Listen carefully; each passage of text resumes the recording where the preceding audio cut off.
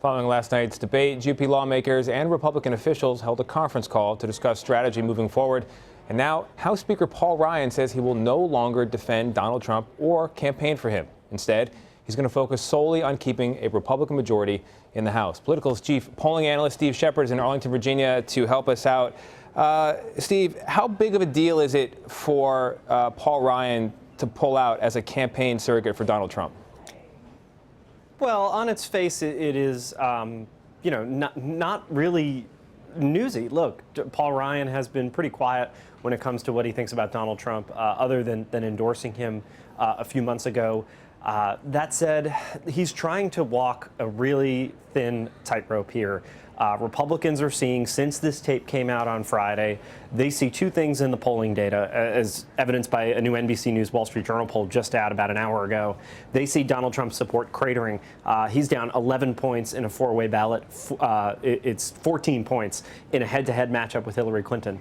At the same time, they see that Republican voters are largely standing behind Donald Trump. He's over 70% of Republicans in that poll. Two-thirds of Republicans want other Republican candidates to stand by their support of Donald Trump. So he's trying his critics will say he's trying to have it both ways, but what he's trying to do is keep the support of Donald Trump supporters for House congressional candidates while also allowing some of those members, particularly those in tougher districts, more competitive districts, to distance themselves from Donald Trump. These are districts that if Donald Trump loses by 10, 11 points on Election Day, that Hillary Clinton is going to carry, and those Republican candidates are going to need some of Hillary Clinton's voters to cross over and vote for them. Yeah, it is. Hillary Clinton pointed out last night, if you're a senator and there's a Republican president, you're not going to be able to just ram things home. It really matters who controls the two houses and also the White House. On the question of the White House, Donald Trump now down 11 points in this most recent poll. Did his debate performance stop that slide?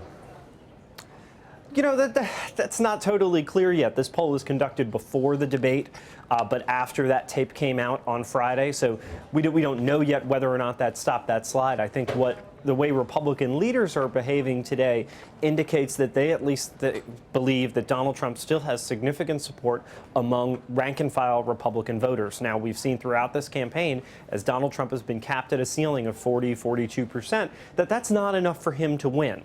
The question, did he maybe stop some more Republican voters from defecting? That's possible. He took the fight to Hillary Clinton in a way that a lot of those Republican voters who strongly have a strongly negative opinion of Hillary Clinton probably wanted him to. That said, he probably didn't do anything to attract voters who were undecided or voters who have been swinging between the two candidates or between one of the candidates and a third-party candidate. And I think that's what you're seeing Republican lawmakers like Paul Ryan do today, is acknowledge that Donald Trump has not done enough to win this election, but that other candidates for office of the Republican Party, whether it's Senate candidates, House candidates, gubernatorial candidates, they can't win their competitive races without also turning out Donald Trump supporters. But Steve, there's one data point that I really want to drill down on, and that is the support that Donald Trump enjoys, or rather does not enjoy, among registered Republicans. So you mentioned 73% of the Republicans still support Donald Trump. That means 1 in 4 do not.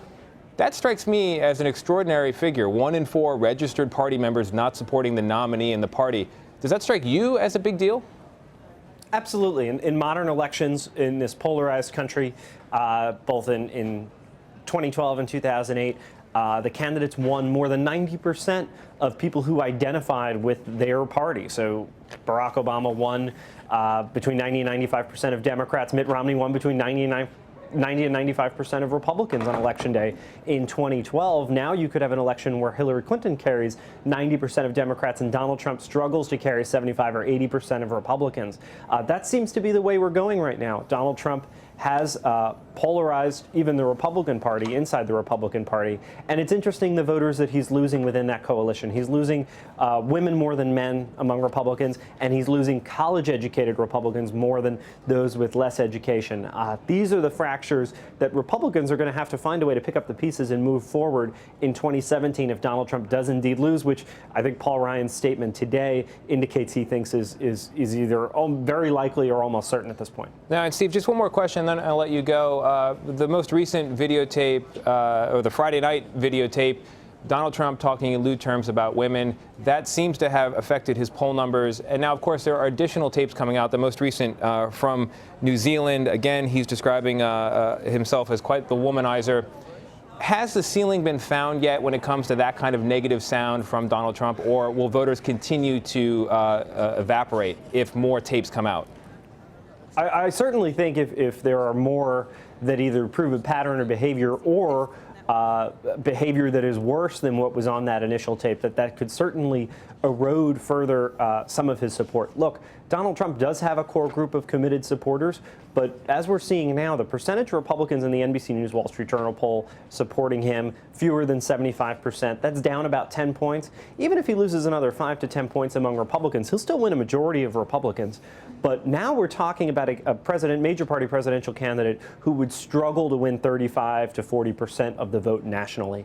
That's amazing. You know, we saw that with Bob Dole in 1996 when you had Ross Perot on the ballot. But really, you have to go back to George McGovern, you have to go back to Barry Goldwater, maybe Walter Mondale to find support this low for a major party candidate. And if these trends keep up, future commentators will be saying we have to go all the way back to the election of 2016 to see poll numbers this low. Steve Shepard from Politico, I really appreciate you walking us through this. Thank you. My pleasure.